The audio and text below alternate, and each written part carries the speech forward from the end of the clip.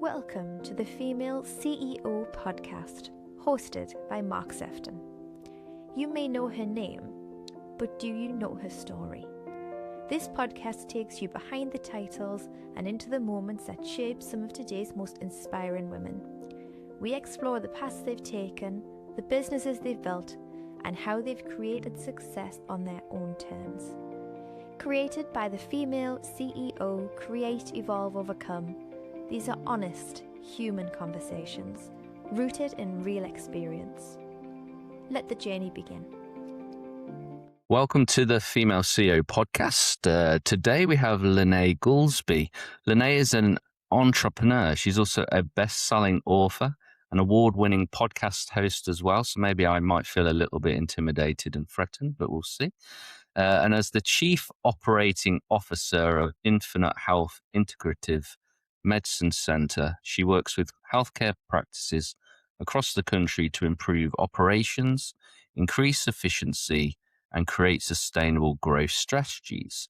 Through her leadership, LeNae helps business owners build organizations that are not only profitable, but positioned for long-term success.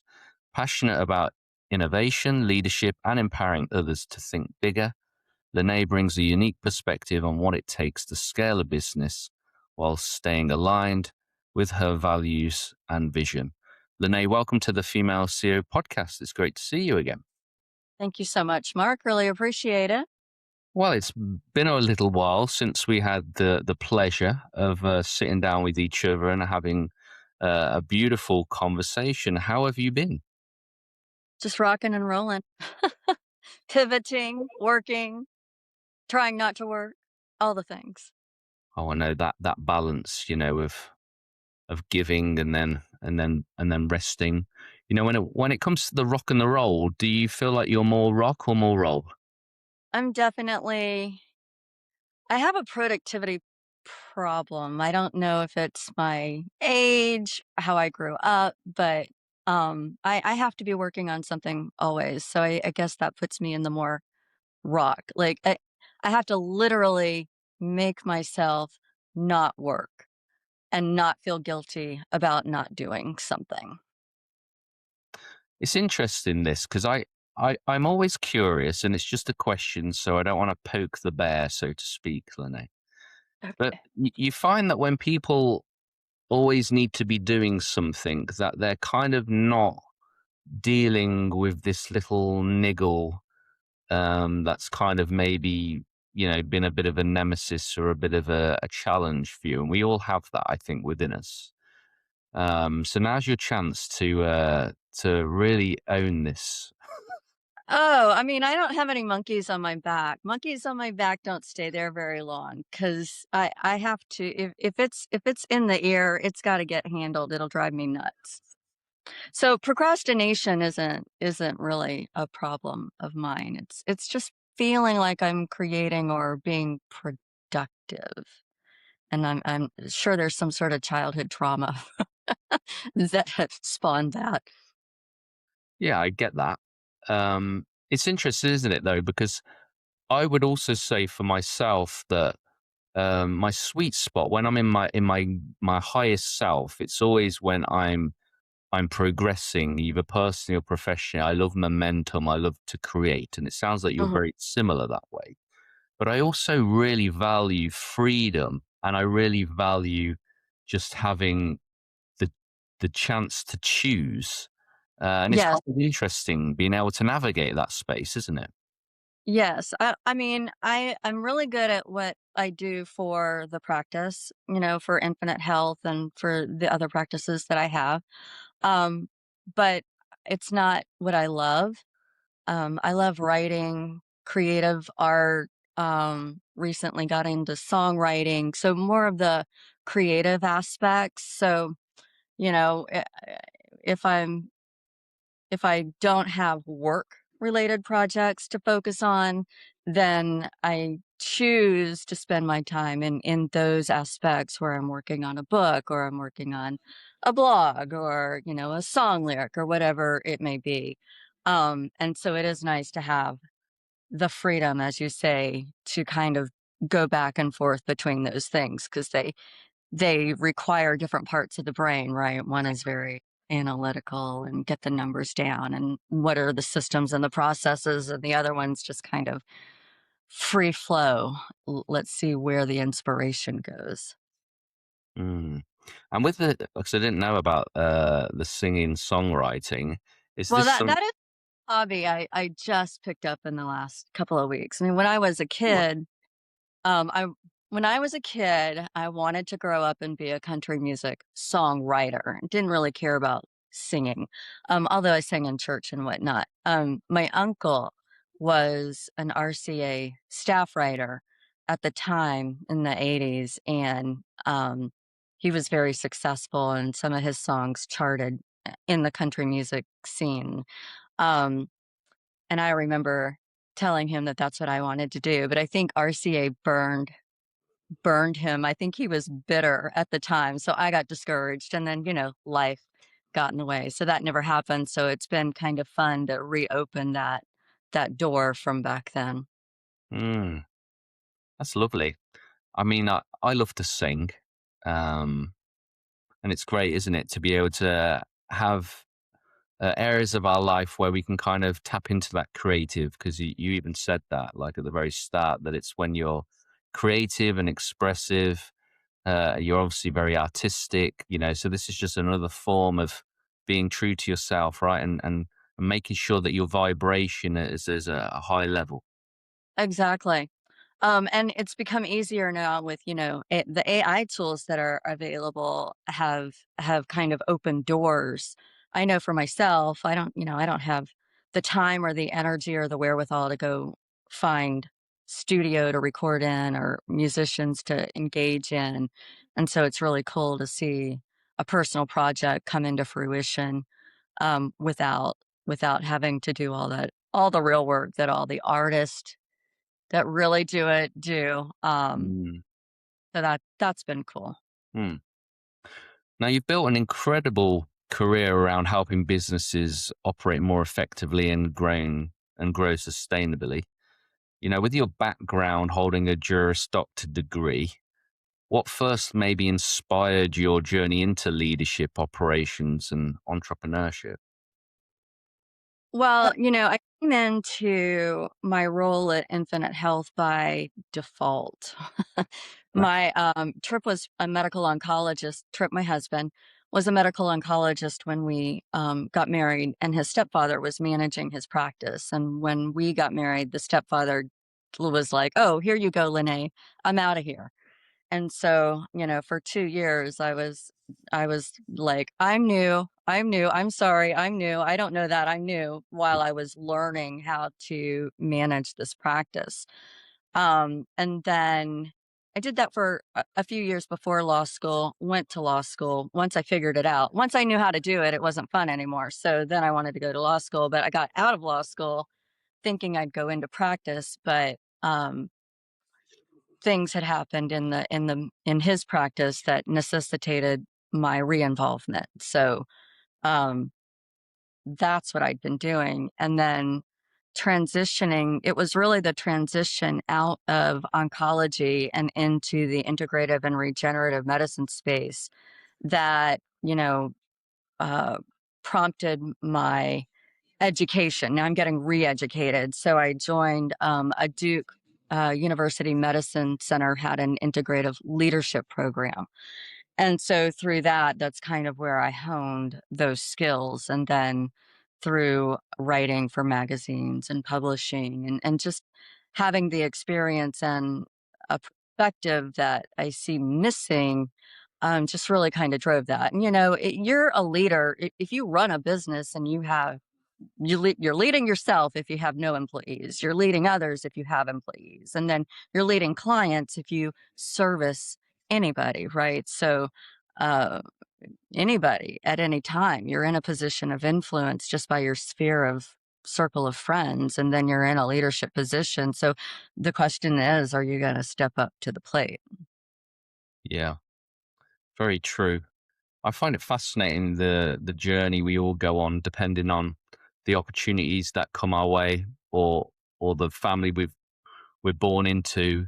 Or it's interesting, how it can all have an effect, but it doesn't always define us, of course. And we're not a tree, so we have the ability to move, to have choice, which I think is really important. As an on-demand operations executive, LeNae, you work closely with business owners who are often wearing far too many hats.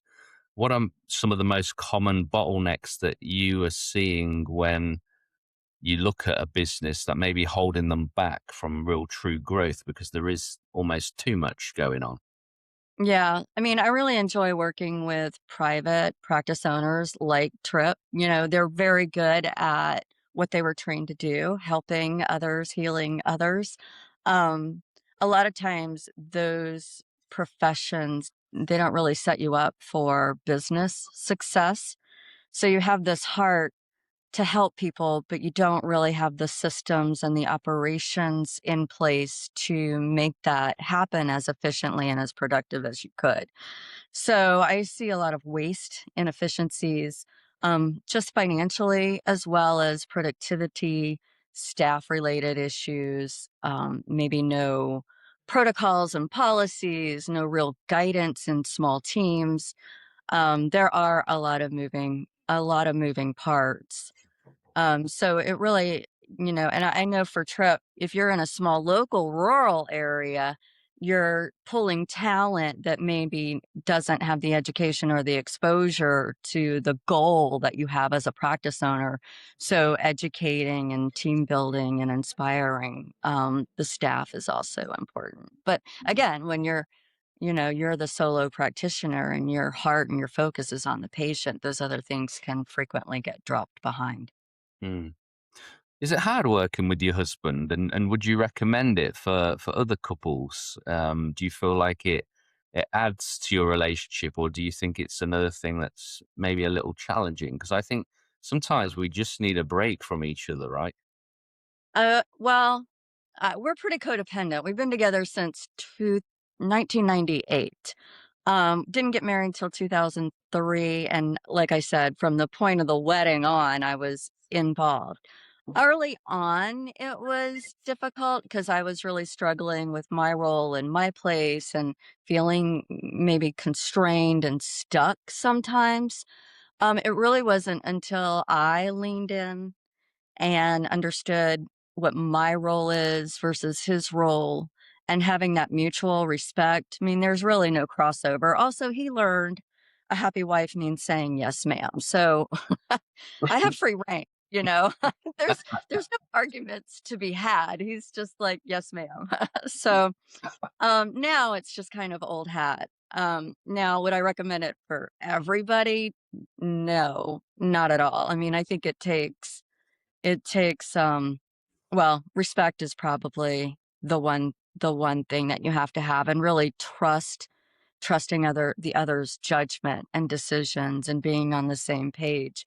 If that's something that is a struggle in a marriage, then I definitely wouldn't recommend trying to work together. But, mom and pop shops have been around forever, and they can certainly be successful if both parties are on the same page. Mhm. And if the man learns to say, "Yes, ma'am," I mean, do you happy or right? Oh wow. Do you think that the world would be a better place if men just said yes to everything? Yeah. Yes to the women for sure. I mean, intuitive, they think differently, they can handle multiple projects at multiple times. I mean, it's just a different way that the brain works. Yeah. Yeah. I don't think we'll go any deeper on that one, LeNae. Well, I mean, it's a female-centric podcast, so I would think that the women would agree with me, Mark. Oh, you've got me there. Yes, ma'am. Um, you've worked extensively in the private healthcare practice across United States. What unique leadership or efficiency lessons from the healthcare sector do you believe apply to business in any industry? Do you see some Oh, crossover? for sure. In fact, I mean, specifically with marketing, I love to look at other industries like car industries or perfume industries and look at what they're doing in marketing and see if I can pivot it into something that's relative for the healthcare practice. That's one of the things I really enjoy doing. But yeah, I mean, your numbers are numbers. It doesn't really matter across the board in a business situation. Policies and procedures are, uniform across the business sector. So, yeah, there is a lot of overlap and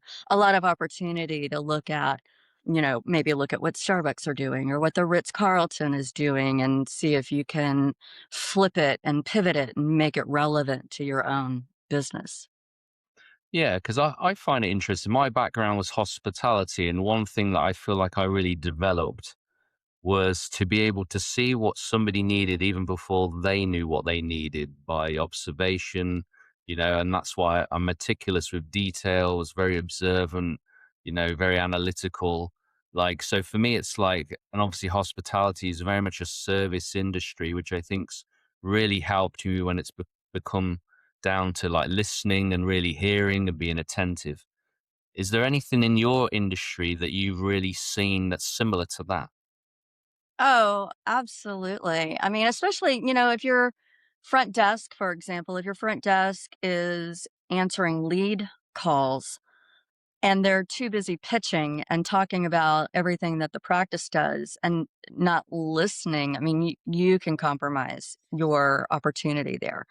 In my experience, patients want to be heard. They want to feel heard. Yeah. So definitely the 80/20 rule applies in healthcare for sure, especially once they're in the room with the doctor. A lot of patients I hear complain about how their providers aren't listening or they're not taking them seriously. They're not validating those feelings.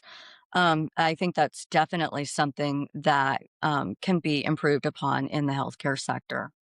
Mm. I'm going to frame it this way, though. I don't think men are obviously, it, it definitely includes men in this. Um, but as female leaders, I've definitely noticed that many feel that intense pressure to do everything themselves. And what mindset shifts have helped your clients maybe move away from being overwhelmed day to day operators and into more of a role of being a confident CEO? Well, if I understand the question correctly, what I do see a lot of providers who have gotten burned um, by people offering to help. I think a lot of that comes down to a misplaced trust issue. Um, Maybe they're billing. I mean, I know Trip in our past we've gotten screwed over by billing companies that weren't doing their job properly. And if you don't really understand that industry, then you don't know where your checks and your balances are. Also, marketing agents are notorious for targeting doctors as a rich source of income. Practice that I'm working with now, I'm like, don't buy any marketing agency services ever again. It was very tedious trying to get him out of certain things that he had signed up for because he was sold a bunch of goods.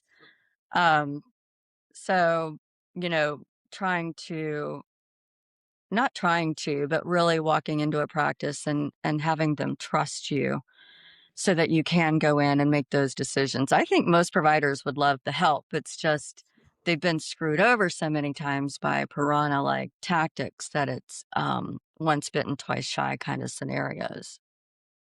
Yeah, I definitely feel like a lot of industries, I think, are suffering because of the negative effects that people have had on someone within that industry, whether it's in medical, whether it's in coaching, because at least I think like at least medically, most institutes are obviously regulated, but like in the world of like coaching, say, like pretty much anybody can be a coach. If you have a bad experience, then it kind of taints all the other coaches out there. Sure. And I think that that's one of the challenges I think that we have. And that's why I think in a world where the world really is our oyster, that's why I think the importance of building a rapport, leading by example, being accessible, letting your energy kind of like lead you. I think that's what people need in order to build trust. It's not so much what you say, but really how you show up. Exactly.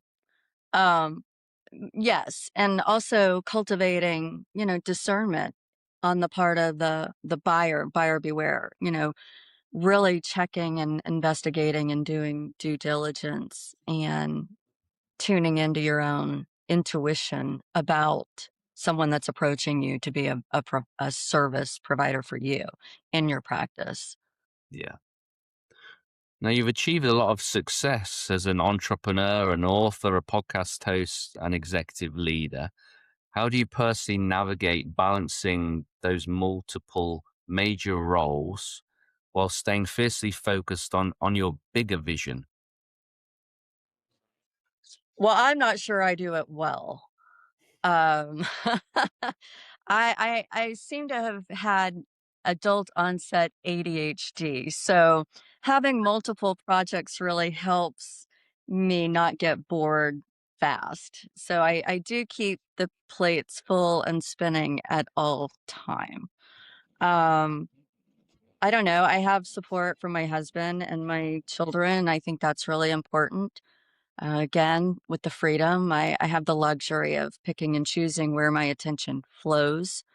Sometimes balls do get dropped. I'm not perfect. Um, and it's funny to hear you say I'm successful because in my own perspective, I haven't gotten there yet. I'm still going through, if you will, to get to what I would define as success, which is back asswards, because I am successful. I'm successful in love and health and marriage and family. And those are really, at the end of the day, what it's all about. Yeah, I'd agree. And I love that you've mentioned about success because I think it does look very different to each of us. Um, and obviously, I think the definition that we give to that word, I think is quite personal. And it's interesting, isn't it? That, for me, looking at you, what you've achieved, your consistency, your relationships, the way that you show up, you know, you can see the elements of success there. My definition of success is to be at peace with myself. Hmm. And nobody can really know whether I'm successful or not, but me, other than obviously the energy that I kind of emit. Um, so I think that is really important that we all define what success is for each of us. I mean, if you look in the world, in the mass, what you see on TV and with the actors or whatever, the world would have you believe that success is material goods and money. It's, important, I think, as you said, inner peace and having those relationships that you value to be your guide and to be how you measure whether or not you're having a successful life experience or not to get caught up in the minutia of the worldview. Mm, that's a good word, isn't it? Minutia. Minutia. It kind of reminds me of manure, which, obviously helps things grow. But it's like, for me, it just seems like it's going to be magical manure. Minutia. Metaphor. Or the feminine definition of manure is minutia. I think Oh. there's a children's story in Magical Manure that you could write there, Mark. Yeah, it'll be a bit different to the other books that I've wrote, but yeah, sure, why not? Maybe I will have found my niche, which is with There, children, right? a Magical Manure series Yeah, by Mark. exactly. Finding your inner minutia. Now, obviously, innovation is a big part of what you do, especially with integrative medicine, which I always find a bit of a mouthful, that word. Integrative. A lot of people can't pronounce it properly. It's quite a bugger, especially when you're doing a podcast and audio is like the most important thing. It's Uh, like walking outside with your fly undone. It's like not oh great. my God, But that's hilarious. obviously, innovation is a big part of the work that you do. Um, Mhm. how can business owners create an organizational culture that generally embraces change and that growth that we want to see rather than fearing it? Because a lot of people they're afraid of change, whereas I love it. Yeah, I mean, we are constantly evolving. So anybody who comes on board with us who is uncomfortable with change isn't going to last very long. I mean, with the evolution of like bringing in stem cells and exosomes and peptides, and then you've got the regulations or the lack of regulations, and what's happening in advancement in longevity and age reversal, specifically in integrative medicine. You have to be comfortable with that, and Trip has always been uh, bleeding edge, a bleeding edge thinker. Like he's always on the bringing something new. We're in for up until fairly recently, we were in a really backwards kind of town in Louisiana. And when we started practicing integrative medicine, we were the only ones doing it within a large region of area, and it wasn't understood. So there was a lot of education that had to go on. And I remember I started leading meditation classes, and I had a woman tell me that um, her pastor told her that you can't open your mind because that's when the devil gets in. And that just kind of tells you of the area, where we were. Now we're in New Orleans. Now we're, almost 15 years out. And so the area has progressed, and New Orleans is a little more transient and educated. So we don't run into that. There's also more competition here. But um, as far as having a team that supports you that isn't afraid of change, I mean, that happens in the interview process, right? When you're vetting and bringing on somebody, you want to make sure that they're in alignment with what your goals as a practice owner are. And so that conversation has to happen up front. Now, how do you stay innovative and bring in innovation? Well, I mean, that's just paying attention to what's going on in your industry, and what's on the edge, what's happening in other countries and nations, and how can you apply that, or does it make sense to apply it? Maybe it doesn't, right? For example, I tried to bring in an AI receptionist into a local chiropractor's practice, and he was all about it because he doesn't have his phones aren't getting answered um, for 20 hours out of a work week. He's seeing patients 20 hours. There's nobody there when he's not there. And so the thought was, well, this will be great because calls won't get missed. They can answer their questions and whatever. And so when we implemented it, what we found was the patients didn't like it. They didn't understand it. The lawyers, because he does personal injury cases, didn't like it because they didn't understand it. And so it wasn't working. So we had to cut it. So sometimes innovations sound really good and you might be all for it, but maybe your clients or your supporters aren't. And so you have to be mindful of that. Mm. There was a word that you said earlier in this conversation on this question that you just answered, which was insightful and interesting. Peptides. I'm just wondering, like, in terms of the work you do, how far do you guys go in terms of like maybe some of the more, I don't know what the right word would be. I don't even know if I say because there's lots of new fads, isn't there? But I just wanted to ask you about something like Cambo, which seems to have a bit of a mixed kind of understanding. Do you know what that is, LeNae? I actually do No, not. no, that's Amber? fine then. It's very much, it's known as frog medicine or frog poison, but it's meant to be really good in terms of peptides. And I just wondered, just from your professional like point of view, how far you would go to uh, having different medicine based on maybe new or different ways that most of us aren't familiar with? I mean, as far as what we do in our practice, everything is peer reviewed and evidence based. I mean, we're Yeah. not going to fringe things that have no basis or evidence to support them. We do get occasionally patients who are wanting things that they read on the internet that has no basis or support for the claim that that internet article or whatever stated. So we take a more practical approach to what we're doing. So the peptide menu that we offer, we don't sell peptides just because somebody called and wanted BPC 157. Everything we do is a comprehensive approach to a precision, bio-individualized goal of optimal health and longevity.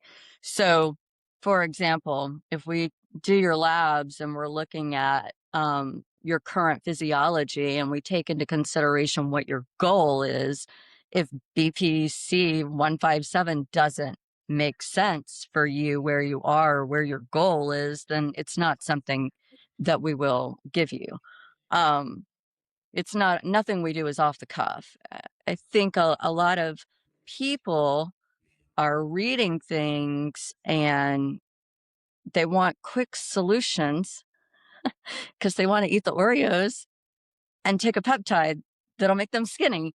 And so that's not who we. There are people who will accommodate that approach, but that is not who Infinite Health is. And I'm very comfortable saying that. Not every patient is a qualified patient. We have a very our program is tailored specifically for people who are willing to invest in themselves and in their health. Mm. I think it's good that you make that distinction as well, and that people know what they're going to get when they work with you. We've only got a few minutes left, LeNae. I wanted to ask you if there was one piece of advice that you would give to any female CEO right now who are ready to think bigger, break through their current ceiling, and take their business to the next level. What would it be? I think the biggest piece of advice I could give is for those women to trust themselves.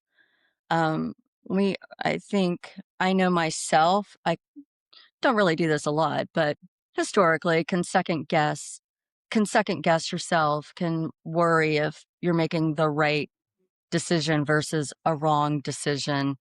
I would almost go so far as to say there are no wrong decisions. There's decisions or choices that you make that might create learning opportunities that you didn't really want in the moment. Um, but being able to really tune in to your inner guidance and trust yourself over everybody else's opinions and dogma is probably the best thing you can do for yourself. Yeah, that's beautiful. And how do people find out more about you and your business? Where do they go? Um, I spend most of my time at Infinite Health, so they can go to yourinfinitehealth.com. Hmm. Is probably the best place to start. And if you wanted to reach out to me there, you can certainly do that because I'm the one managing the website. So feel free to reach out that way. And do you want to leave us with one last final thought or something that you just feel like you really want to get across that maybe we haven't, or just kind of double down on something that what we've already shared? Yeah, I mean, just kind of, I think some of the highlights are really let your own personal definition of success guide you. Trust yourself. Don't look outside yourself for guidance. I mean, yes, there's mentors and there's people who can shorten your learning curve, but if there's something innate within you that you want to move forward with, like trust your gut and make it happen for yourself. Hmm. Beautiful. Thank you for joining me on this episode of the Female CEO podcast, LeNae Goolsby. It's been great to have you. Thank you so much, Mark. Appreciate it. Thank you. You've been listening to the Female CEO podcast, created by the Female CEO Create, Evolve, Overcome. This podcast amplifies women's voices, stories, and lived experience. Subscribe on Spotify, Apple Podcasts, and on our YouTube channel, and discover more at thefemaleceo.com.